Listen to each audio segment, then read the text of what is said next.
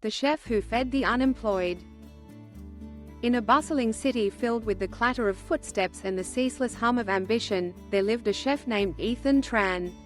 Born to immigrant parents in a modest neighborhood, Ethan saw from an early age how food could bring people together, how a bowl of steaming pho or a plate of crispy banzio could turn strangers into friends, and how a simple meal could lift the spirit in the toughest of times.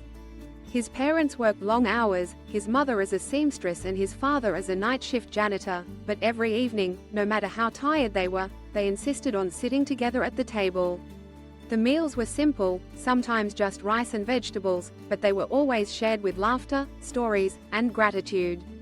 Ethan's earliest memories were of his mother's hands, strong, quick, and gentle as she kneaded dough, chopped herbs, or ladled soup. He learned to cook at her side, tasting, adjusting, learning the art of patience and the joy of creation. By the time he was a teenager, Ethan could replicate his mother's recipes with ease, adding his own subtle twists, dreaming of one day opening a restaurant that would honor his family's traditions and his own inventive flair. Years passed, and Ethan worked his way up from dishwasher to line cook, from sous chef to head chef, and finally, at the age of 32, he opened his own place, Lotus and Fire. The restaurant quickly became a local favorite, celebrated for its blend of Southeast Asian flavors and contemporary techniques, its warm atmosphere, and its sense of community. Ethan made it a point to know his regulars, to remember birthdays, to send free desserts to couples on anniversaries, to hire young people from the neighborhood and train them well. But then, disaster struck.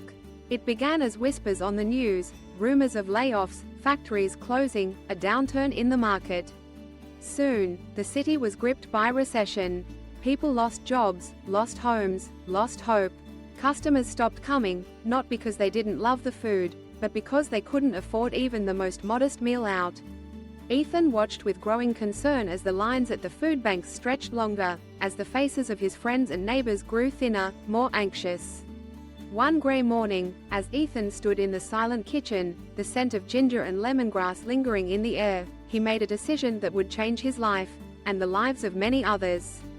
Instead of closing his doors, as so many restaurants were forced to do, he would open them wider. He would cook not for profit, but for purpose. He would feed the unemployed. He started small. With the last of his savings, Ethan bought bags of rice, crates of vegetables, and whatever meat he could find on sale. He posted a simple sign in the window: free meals for the unemployed, no questions asked. That first day, only a handful of people came. Ethan greeted each one with a smile, served them steaming bowls of soup, fragrant with star anise and cinnamon, and listened to their stories: the father who had been laid off after 20 years at the factory, the young woman who'd lost her job as a cashier, the recent graduate who couldn't find work anywhere. Word spread quickly. Soon, the line stretched around the block. Volunteers appeared, former customers, friends, strangers moved by Ethan's gesture.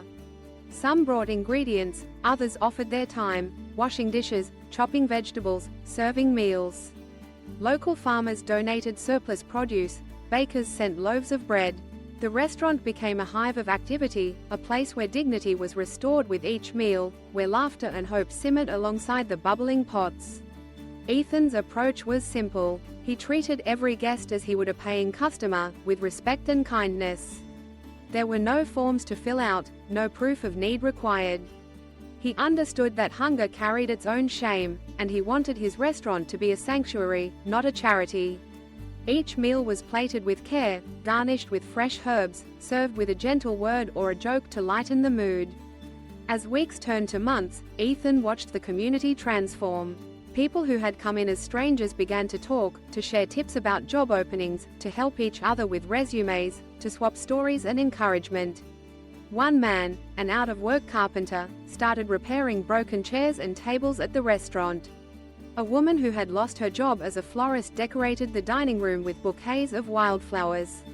The unemployed found purpose, dignity, and connection within those walls. Ethan faced his own struggles. The bills piled up, the uncertainty gnawed at him. There were days when he wondered if he could keep going, when he worried about his own future. But every time doubt crept in, he remembered his parents' lessons, that food was more than sustenance, that generosity was its own reward, and that even in the darkest times, a single act of kindness could light the way. One afternoon, as Ethan ladled soup into bowls, a young man approached him. He was thin, with tired eyes, but he stood tall. He thanked Ethan for the meals, for the warmth and the welcome, and pressed a wrinkled envelope into his hand. Inside was a note: "Thank you for believing in me when I didn't believe in myself. I've found a job, and I want to help others as you helped me." There was a crumpled $10 bill, hardly enough to cover the cost of a meal, but priceless in its meaning. Stories like this multiplied. Some guests returned as volunteers, eager to pay forward the kindness they'd received. Others found work and sent donations, large or small, to help keep the project alive. The local press picked up the story, and soon, donations flowed in from across the city. Ethan was able to expand his efforts, partnering with other restaurants, organizing job fairs, offering cooking classes and resume workshops. But through it all, Ethan never lost sight of his purpose. He insisted that every meal be made with care, that every person who walked through the door be treated with dignity. He knew that food, at its best, fed more than the body. It nourished the soul, restored hope, rebuilt communities. Years later, when the economy recovered and the city regained its vibrancy, Ethan's restaurant remained at the heart of the community. Lotus and Fire thrived, not just as a business, but as a symbol of resilience, compassion, and the power of one person to make a difference. Ethan trained new chefs, mentored young people, and continued to serve free meals every Sunday, a reminder that hard times could strike anyone, and that kindness was always possible. The lesson of Ethan's story is enduring and profound. In a world where it is easy to turn inward, to focus on our own struggles and fears, Ethan chose instead to reach out, to share what he had, to build bridges of empathy and solidarity. He understood that true success was not measured in dollars or awards, but in the lives touched, the hope restored, the community strengthened.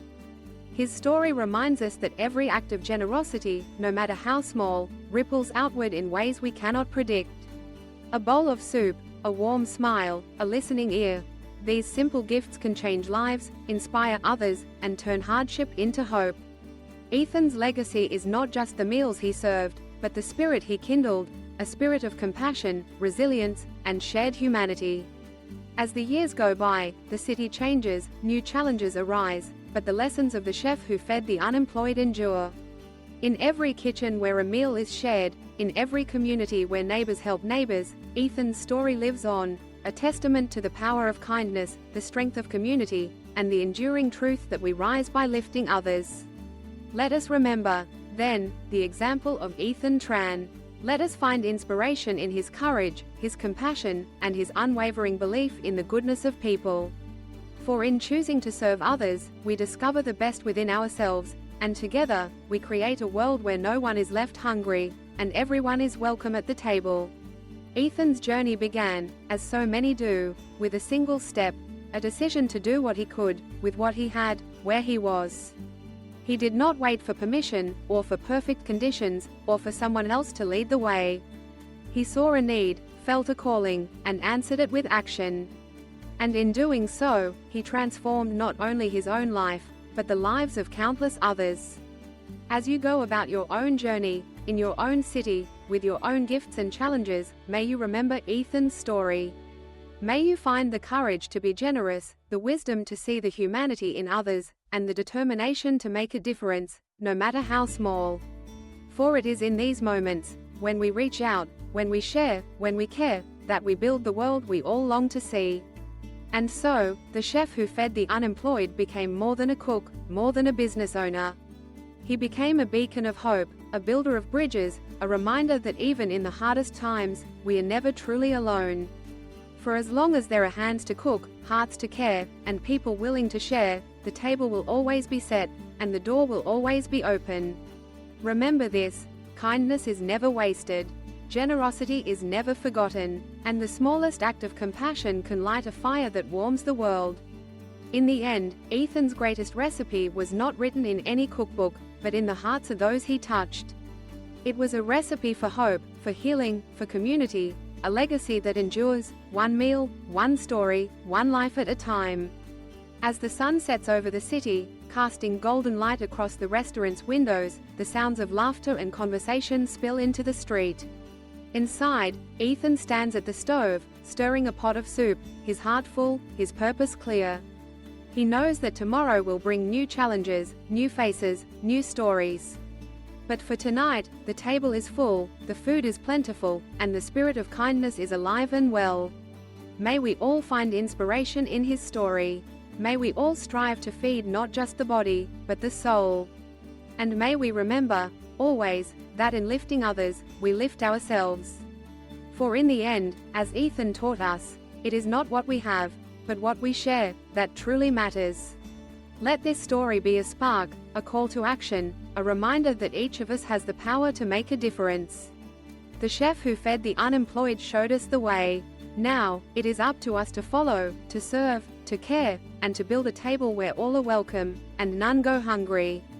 So, as you go forth, remember, the greatest ingredients in any meal are love, compassion, and the willingness to serve. With these, we can nourish the world. With these, we can change lives. And with these, we can create a legacy that endures far beyond our own time. The story of Ethan Tran, the chef who fed the unemployed, is not just a tale of one man's courage, but a testament to the power within us all.